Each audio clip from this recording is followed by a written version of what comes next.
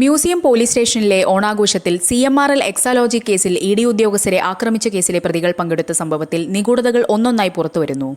പോലീസുകാർക്കായി നിശ്ചയിച്ചിരുന്ന അതേ ഡ്രസ് കോഡിൽ CPM നേതാവും മുൻ കൗൺസിലറുമായ IP ബിനുവും കൂട്ടാളികളും എത്തിയതാണ് ഇപ്പോൾ പോലീസിനെ തന്നെ വലിയ പ്രതിക്കൂട്ടിലാക്കിയിരിക്കുന്നത്.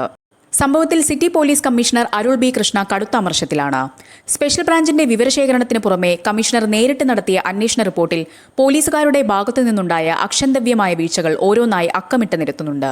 ഒരു പ്രമുഖ വസ്ത്രശാലയിൽ നിന്ന് ഓണാഘോഷത്തിനായി പോലീസുകാർ വാങ്ങിയ 66 ജോഡി യൂണിഫോം മോഡൽ വസ്ത്രങ്ങളിൽ നിന്നാണോ പ്രതികൾക്ക് വസ്ത്രം ലഭിച്ചത് എന്നതാണ് പോലീസിനെ വലയ്ക്കുന്ന പ്രധാന ചോദ്യം.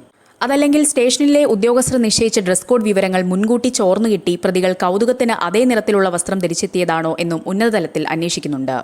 ജാമ്യവ്യവസ്ഥ പ്രകാരം പോലീസ് സ്റ്റേഷനിൽ ഒപ്പിടാൻ മാത്രമാണ് പ്രതികൾ എത്തിയത്.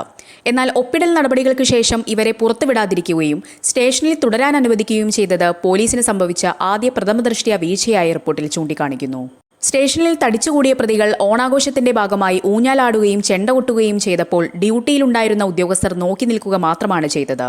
പ്രതികളെ അവിടെ നിന്ന് പിരിച്ചുവിടാൻ ശ്രമിക്കാതെ തികച്ചും നിഷ്ക്രിയരായി നിൽക്കുകയായിരുന്നു ഉദ്യോഗസ്ഥർ.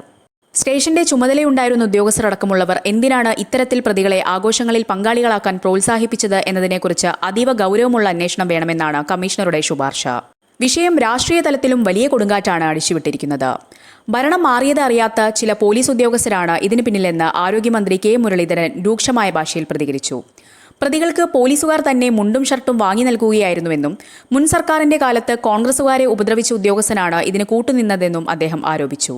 ആഭ്യന്തര വകുപ്പും പോലീസിന്റെ ഉന്നത വിഭാഗവും നിലവിൽ ഈ വിഷയത്തിൽ ഔദ്യോഗിക പ്രതികരണങ്ങൾക്ക് തയ്യാറായിട്ടില്ലെങ്കിലും അന്വേഷണ റിപ്പോർട്ട് പൂർണ്ണമായും പുറത്തുവരുന്നതോടെ ഡ്യൂട്ടിയിലുണ്ടായിരുന്ന ഉദ്യോഗസ്ഥർക്കെതിരെ വൻ നടപടിയുണ്ടാകുമെന്ന് ഉറപ്പാണ്.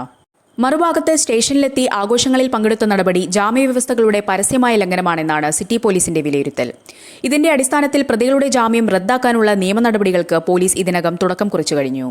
പദവിയും ഉത്തരവാദിത്തവും മറന്ന് പ്രതികൾക്ക് ഒത്താശ ചെയ്തവർക്കെതിരെ കടുത്ത നടപടി ഉണ്ടാകുമെന്ന് സൂചന നൽകുന്നതാണ് കമ്മീഷണറുടെ നിലപാട്.